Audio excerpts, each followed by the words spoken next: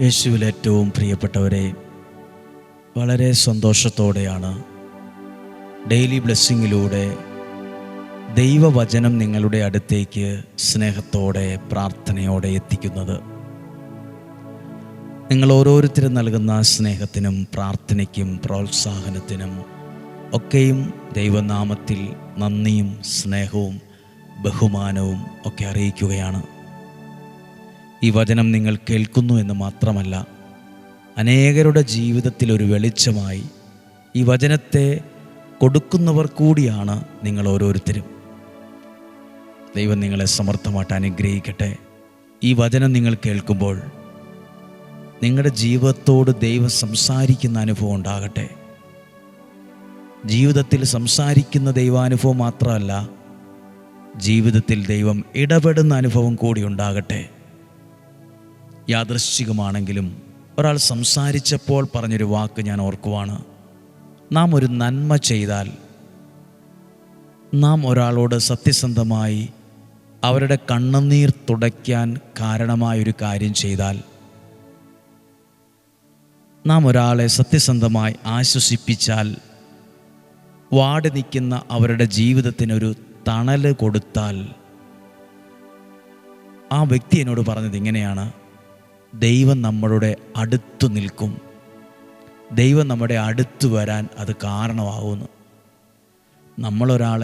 ഒരാളുടെ കണ്ണുനീർ തുടച്ചാൽ, നമ്മൾ ഒരാളെ വാടി നിൽക്കുന്ന ഒരാൾക്ക് തണലാകാൻ കഴിഞ്ഞാൽ, ഒരു വെളിച്ചമാകാൻ കഴിഞ്ഞാൽ, ദൈവനാമത്തിൽ ചില കാര്യങ്ങൾ ദൈവസ്നേഹത്തിൽ ചെയ്താൽ ദൈവം നമ്മുടെ അടുത്തു വരാൻ കാരണമാകുന്നു. ദൈവം നമ്മളോട് ഏറ്റവും അടുത്ത് വരാൻ അത് കാരണമാവും. കാരണം അത് ദൈവത്തിൻ്റെ കാര്യമാണ് നമ്മൾ ചെയ്തത്. നിങ്ങൾ കേൾക്കുന്ന ഈ വചനം പലരുടെയും ജീവിതത്തിൽ അയച്ചു കൊടുക്കുന്നതൊരു പുണ്യമാണ്. പലരുടെയും കണ്ണുനീർ തുടയ്ക്കാൻ അത് കാരണമാവും. ജീവിതത്തിന് അത് ആശ്വാസമാവും, തണലാവും. അങ്ങനെ ചെയ്യുമ്പോൾ എന്താ പ്രത്യേകത? ദൈവം എൻ്റെ ഏറ്റവും അടുത്ത് വരും, എൻ്റെ കുടുംബത്തോട് ഏറ്റവും അടുത്ത് വരും. ഇന്ന് പ്രാർത്ഥനയോടെ ദൈവവചനം നമ്മൾ കേൾക്കുകയാണ്. ശ്രദ്ധയുള്ളൊരു മനസ്സോടെ പ്രാർത്ഥനയോടെ ഇരിക്കാം. 1 രാജാക്കന്മാരുടെ പുസ്തകം 18-ാം അധ്യായം 22 മുതലുള്ള വാക്യമാണ്. അവിടെ ഏലിയ പ്രവാചകനെയാണ് കാണുന്നത്. ഏലിയ 1 രാജാക്കന്മാരുടെ പുസ്തകം 18-ാം അധ്യായം 22-ാമത്തെ വാക്യം. ഏലിയ വീണ്ടും ജനത്തോട് പറഞ്ഞു, കർത്താവിൻ്റെ പ്രവാചകന്മാരിൽ ഞാൻ മാത്രമേ ശേഷിച്ചിട്ടുള്ളൂ. ഞാൻ ഒറ്റയ്ക്കേ ഉള്ളൂ, ഞാൻ മാത്രമേ ഉള്ളൂ. ബാലിനാകട്ടെ 450 പ്രവാചകന്മാരുണ്ട്, 450 പേരുണ്ട് അപ്പുറത്ത്. ഞാൻ ഒറ്റയ്ക്കേ ഉള്ളൂ, ഞാൻ മാത്രമേ അവശേഷിച്ചിട്ടുള്ളൂ. 23-ാമത്തെ വാക്യം. ഞങ്ങൾക്ക് 2 കാളകളെ തരുവിൻ, ഒന്നിനെ അവർ കഷ്ണങ്ങളാക്കി വിറകിന്മേൽ വയ്ക്കട്ടെ, തീ കൊളുത്തരുത്. മറ്റേതിനെ ഞാനും ഒരുക്കി വിറകിന്മേൽ വയ്ക്കാം, തീ കൊളുത്തുകയില്ല. നിങ്ങൾ നിങ്ങളുടെ ദൈവമായ കർത്താവിൻ്റെ നാമം വിളിച്ചപേക്ഷിക്കുവിൻ. ഞാൻ എൻ്റെ കർത്താവിൻ്റെ നാമം വിളിച്ചപേക്ഷിക്കാം. അഗ്നി അയച്ച് പ്രാർത്ഥന കേൾക്കുന്ന ദൈവമായിരിക്കും യഥാർത്ഥ ദൈവം. ആർക്കും മനസ്സിലാവുന്ന വിധത്തിലാണ് ഞാനിത് വായിച്ചത്. നിങ്ങൾക്കത് മനസ്സിലായി എന്ന് വിചാരിക്കുന്നു. ഏലിയ പറഞ്ഞു, കർത്താവിൻ്റെ പ്രവാചകന്മാരിൽ ഞാൻ മാത്രമേ ഉള്ളൂ, ഞാൻ ഒറ്റയ്ക്കേ ഉള്ളൂ. നിങ്ങളുടെ ദൈവം ബാലാണ്, 450 പ്രവാചകന്മാർ നിങ്ങൾക്കുണ്ട്. ഒരു കാര്യം ചെയ്യ്, നമുക്കൊരു ബലി അർപ്പിക്കാം. 2 കാളകളെ എനിക്ക് തരിക. ഒരു കാളയെ കൊന്ന് കഷ്ണങ്ങളാക്കി ഞാനൊരു ബലിപീഠത്തിൽ വയ്ക്കാം. നിങ്ങളും ഒരു കാളയെ കൊന്ന് ബലിപീഠത്തിൽ വയ്ക്ക്. എന്നിട്ട് നിങ്ങൾ പ്രാർത്ഥിക്കുക. അഗ്നി അയച്ച് തീ കൊളുത്തരുത്. നമ്മളായിട്ട് തീയൊന്നും കൊളുത്തണ്ട. സ്വർഗത്തിൽ നിന്ന് തീ ഇറങ്ങി ആ ഏത് ബലിവസ്തുവാണോ സ്വീകരിക്കുന്നത്, ആ ദൈവമാണ് യഥാർത്ഥ ദൈവം. അവർ സമ്മതിച്ചു. അങ്ങനെ അവർ ചെയ്തു. 25-ാമത്തെ വാക്യം. ബാലിൻ്റെ പ്രവാചകന്മാരോട് ഏലിയ പറഞ്ഞു, ആദ്യം നിങ്ങൾ ബലിയർപ്പിച്ചോ, കാളയെ ഒരുക്കിക്കൊള്ളുക. അങ്ങനെ ചെയ്തു. 26-ാമത്തെ വാക്യം, അവർ കാളയെ ഒരുക്കി പ്രഭാതം മുതൽ മധ്യാഹ്നം വരെ ബാൽദേവ ഞങ്ങളുടെ അപേക്ഷ കേൾക്കണമേ എന്ന് വിളിച്ചപേക്ഷിച്ചു. പ്രതികരണമുണ്ടായില്ല, ആരും ഉത്തരം നൽകിയില്ല. ബലിപീഠത്തിന് ചുറ്റും അവർ ഉറഞ്ഞു തുള്ളിക്കൊണ്ടിരുന്നു, ഒന്നും നടന്നില്ല.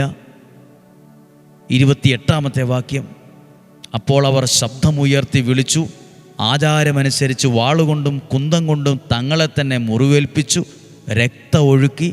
മധ്യാഹ്നം കഴിഞ്ഞിട്ടും ഉന്മത്തരായി വിളിച്ചുകൊണ്ടിരുന്നു. ഒരു ശബ്ദവും ഉണ്ടായില്ല, ഒരു ഉത്തരവും നൽകിയില്ല. ആരും അവരുടെ പ്രാർത്ഥന ശ്രവിച്ചുമില്ല. 450 പ്രവാചകന്മാർ ഒരുമിച്ച് നിന്നിട്ടും ഒരനക്കം ഉണ്ടായില്ല. പിന്നീടാണ് ഏലിയ 30-ാമത്തെ വാക്യം, ഏലിയ പറഞ്ഞു, നിങ്ങൾ അടുത്തു വാ, നമുക്ക് ബലിയർപ്പിക്കാം. പ്രാർത്ഥിച്ചു.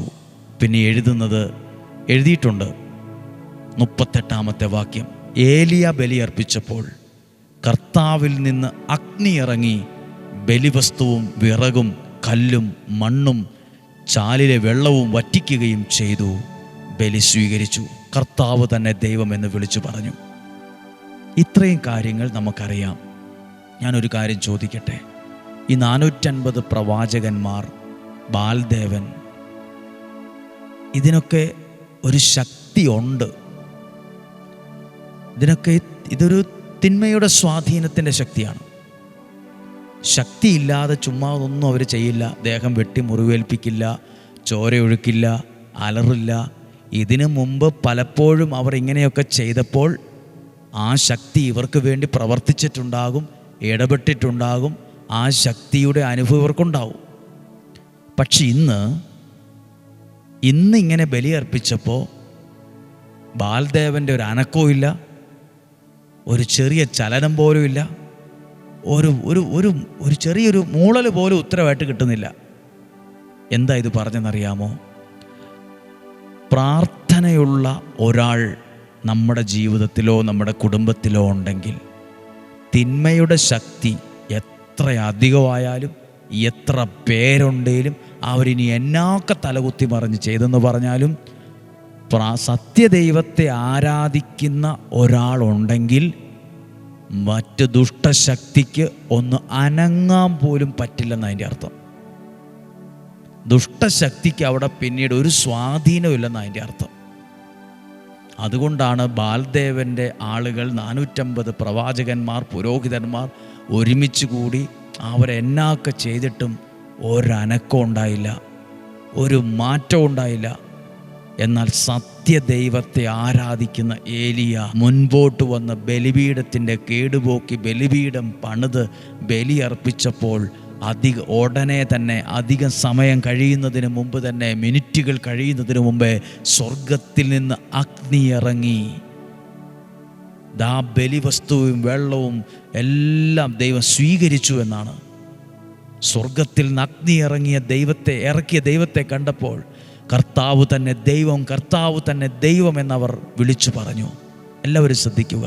നിങ്ങൾ ചിലർ ചിന്തിക്കുന്നുണ്ട്, അപ്പുറത്തെ വീട്ടുകാർ ഞങ്ങൾക്കെതിരെ കൂടോത്രമൊക്കെ ചെയ്യുന്നുണ്ട്, ഇപ്പുറത്തെ ആൾക്കാർ ഞങ്ങൾക്കെതിരെ മന്ത്രവാദം ചെയ്യുന്നുണ്ട്, അവിടെയുള്ള ആളുകൾ ഞങ്ങൾക്കെതിരെ എന്തോ പ്രശ്നങ്ങളോട് ചേർന്ന്, പ്രതിസന്ധികളോട് ചേർന്ന് ഞങ്ങളെ തകർക്കാൻ ശ്രമിക്കുവാണ്, അങ്ങനെ ചെയ്തുകൊണ്ടിരിക്കുന്നു, ഇങ്ങനെ ചെയ്തുകൊണ്ടിരിക്കുന്നു. എന്തിനാ ബന്ധങ്ങളൊക്കെ കളയുന്നേ? എന്തിനാ തമ്മിൽ ശത്രുതാപരമായി ചിന്തിക്കുന്നത്? നിങ്ങൾ ഈ പ്രാർത്ഥന കേൾക്കുന്ന നിങ്ങൾ ഇന്നും ജീവിക്കുന്ന സത്യദൈവത്തെ ആരാധിക്കുന്ന ഒരാളാണെങ്കിൽ, സത്യദൈവത്തിൻ്റെ വചനം കേൾക്കുന്ന ഒരാളാണെങ്കിൽ, മുട്ടിന്മേൽ നിന്ന് പ്രാർത്ഥിക്കുന്ന ഒരാളാണെങ്കിൽ, നിങ്ങൾ സത്യസന്ധമായൊരു വിശ്വാസിയാണെങ്കിൽ, നിങ്ങളെന്ന ഒറ്റയാൾ പ്രാർത്ഥിച്ചാൽ മതി. ഒരു ദുഷ്ടശക്തിക്കും, ഒരു മന്ത്രവാദത്തിനും, ഒരു കൂടോത്തരത്തിനും, ഒരു ക്ഷുദ്രപ്രയോഗത്തിനും, ഒരു ക്രിയകൾക്കും, എന്ത് ദുഷ്ടതയോടെ ചെയ്ത ക്രിയകൾക്കും നിങ്ങളുടെ മേൽ അനങ്ങാൻ പോലും പറ്റില്ല, തൊടാൻ പോലും പറ്റില്ല. അത് ദൈവിക സംരക്ഷണത്തിൻ്റെ വേലിക്കകത്തായിരിക്കും സത്യദൈവത്തെ ആരാധിക്കുന്നവനും അവൻ്റെ കുടുംബവും. സത്യവചനം കേൾക്കുന്ന, ദൈവവചനം കേൾക്കുന്ന, വിശ്വസിക്കുന്ന നിങ്ങളും നിങ്ങളുടെ കുടുംബവും ദൈവം സുരക്ഷിതമാക്കിയിരിക്കുന്ന ഒരു സംരക്ഷണ ഭിത്തിക്കകത്താണ് ദൈവം വച്ചിരിക്കുന്നത്. തിന്മയുടെ ശക്തിക്ക് അനങ്ങാൻ പോലും പറ്റില്ല. ആവശ്യമില്ലാത്ത ഭയവും ആവശ്യമില്ലാത്ത ടെൻഷനും വേണ്ട. ഒറ്റയ്ക്കാണെങ്കിലും തോറ്റുപോയിട്ടില്ല ഏലിയ. ഒറ്റയ്ക്ക് നിൽക്കേണ്ടി വന്നു. ഒറ്റയ്ക്ക് ചില സമയത്ത് പ്രതിസന്ധിയിൽ നിൽക്കേണ്ടി വന്നു. ഒറ്റയ്ക്ക് ആരാധിക്കേണ്ടി വന്നു. ഒറ്റയ്ക്കാണേലും ദൈവസന്നിധിയിൽ നിൻ്റെ പ്രാർത്ഥനയ്ക്ക് വിലയുണ്ട്. ഒറ്റയ്ക്ക് നിന്ന് ആരാധിക്കുന്ന ഒരാളാണ്. വീട്ടിലാകെ ഒറ്റയ്ക്കുള്ള ഞാൻ മാത്രമേ ഉള്ളൂ പ്രാർത്ഥിക്കാൻ. മതി. നിങ്ങളുടെ കുടുംബത്തിനത് ബലമാണ്, നിങ്ങളുടെ കുടുംബത്തിനത് സംരക്ഷണമാണ്, നിങ്ങളുടെ കുടുംബത്തിനത് ഒരു അഭിഷേകമാണ്. പ്രാർത്ഥിക്കുവാണ്. ഇന്ന് വ്യാഴാഴ്ച ദിവസമാണ്. ഇന്ന് വൈകുന്നേരം 6:15 വിശുദ്ധ യൂദാശ്ലീഹായുടെ മാധ്യസ്ഥതയിൽ നൊവേന ചൊല്ലി പ്രാർത്ഥിക്കുന്നുണ്ട്. നിങ്ങളും പ്രാർത്ഥിക്കണം. പ്രിയപ്പെട്ടവരെ, ഇവിടെ വന്ന് പ്രാർത്ഥിച്ച ഒരാൾ അവരുടെ ഒരു ഫോട്ടോ തന്നിട്ട് പ്രാർത്ഥിക്കാൻ പറഞ്ഞു. ഒത്തിരി തടസ്സമുണ്ട്, പ്രതിസന്ധിയുണ്ട്, മുടങ്ങിപ്പോയി, ഒത്തിരി പ്രാർത്ഥനയോടെ തന്നു, ഒരു ഫോട്ടോ തന്നു. അങ്ങനെ യൂദാശ്ലീഹയുടെ മാധ്യസ്ഥതയിൽ നിയോഗം വെച്ച് പ്രാർത്ഥിച്ചു. അതേ ഫോട്ടോ അവർ മാട്രിമോണിയിൽ കൊടുത്തു. അവർ ഇന്നലെ ഒരു സാക്ഷ്യമായിട്ട് പറഞ്ഞത് ഇങ്ങനെയാണ്: നിയോഗം സമർപ്പിച്ച് ആ വിശുദ്ധ യൂദാശ്ലീഹായുടെ മാധ്യസ്ഥതയിൽ നിയോഗം സമർപ്പിച്ച് പ്രാർത്ഥിക്കാൻ ഏൽപ്പിച്ച ആ ഫോട്ടോ തന്നെയാണ് മാട്രിമോണിയിൽ കൊടുത്തത്. അതൊരു നല്ല കുടുംബത്തിലെ ആളുകൾക്ക് ഇഷ്ടമായി. നല്ലൊരു വിവാഹം അടുത്തു വന്നു, തീരുമാനമായി, ദൈവാനുഗ്രഹമായിട്ട് അത് നടക്കാൻ പോകുന്നു. നമ്മൾ പ്രാർത്ഥനയ്ക്ക് ഉത്തരവുണ്ട്. നിങ്ങൾ ഭവനങ്ങളിലിരുന്ന് പ്രാർത്ഥിക്കുക. അനുഗ്രഹമാണ്. ഇവിടെയും വിശുദ്ധ കുർബാന വൈകുന്നേരം 5 മണിക്ക് ശേഷം നൊവേന ചൊല്ലി പ്രാർത്ഥിക്കും. ചുറ്റുവട്ടത്തുള്ളവരും ദേശത്തുള്ളവരും ദൂരെ നിന്നുള്ളവരൊക്കെ ആ നൊവേനയിലും കുർബാനയിലും ആരാധനയിലും വ്യാഴാഴ്ചകളിൽ പങ്കെടുക്കാൻ തന്നെ വരുന്നുണ്ട്. പ്രാർത്ഥിക്കുവാണ്. നമ്മുടെ കർത്താവ് ഈശോ മിശിഹായുടെ കൃപയും പിതാവായ ദൈവത്തിൻ്റെ സ്നേഹവും പരിശുദ്ധാത്മാവിൻ്റെ സഹവാസവും നിങ്ങളോടുകൂടെ ഉണ്ടായിരിക്കട്ടെ. രോഗങ്ങൾ, അപകടങ്ങൾ, ദുർമരണങ്ങൾ, മൂപ്പെത്താത്ത മരണങ്ങൾ, ചതികളിൽ നിന്നും വഞ്ചനയിൽ നിന്നും നിരാശയിൽ നിന്നും കുറ്റബോധത്തിൽ നിന്നും ഞങ്ങളെ സൂക്ഷിക്കണമേ. ഇന്ന് കേട്ട ആ വചനം മറക്കാതിരിക്കുക. ഏലിയ ഒറ്റയ്ക്കായിരുന്നെങ്കിലും ജയിച്ചത് 450 പേരല്ല, ജയിച്ചത് ദൈവനാമത്തിൽ ഒറ്റയ്ക്ക് നിന്ന ഏലിയയാണ്. നിങ്ങളെ ദൈവം സമർത്ഥമായിട്ട് അനുഗ്രഹിക്കട്ടെ, സംരക്ഷിക്കട്ടെ. ദീർഘായുസ്സോ ആരോഗ്യവും സമാധാന ഐശ്വര്യവും തരട്ടെ. ഒരു കുറവും വരില്ല. എല്ലാം ഭംഗിയായിട്ട് നടക്കും. നിങ്ങൾ തോറ്റു പോകാൻ ദൈവം ഇടവരുത്തിയല്ല. ഇന്ന് പ്രാർത്ഥിക്കുന്ന പ്രാർത്ഥനകൾക്കെല്ലാം ഉത്തരം കിട്ടും. ഇന്നും ജീവിക്കുന്ന യേശുവിൻ നാമത്തിൽ നിങ്ങളെ അനുഗ്രഹിച്ച് പ്രാർത്ഥിക്കുന്നു, ഇപ്പോഴും എപ്പോഴും എന്നേക്കും. ആമേൻ. ദൈവം അനുഗ്രഹിക്കട്ടെ. വളരെ നല്ലൊരു ദിവസം നിങ്ങൾക്ക് ആശംസിക്കുന്നു. നാളെയും 5:30 ഒരുമിച്ച് കാണുന്നതുവരെ സ്വർഗത്തിലെ ദൈവം എന്നെയും നിങ്ങളെയും സൂക്ഷിക്കട്ടെ. സാധ്യമായ എല്ലാവർക്കും അയച്ചു കൊടുക്കണമേ എന്ന് യേശുവിൻ നാമത്തിൽ ഓർമ്മപ്പെടുത്തുകയും ചെയ്യുന്നു. ആമേൻ.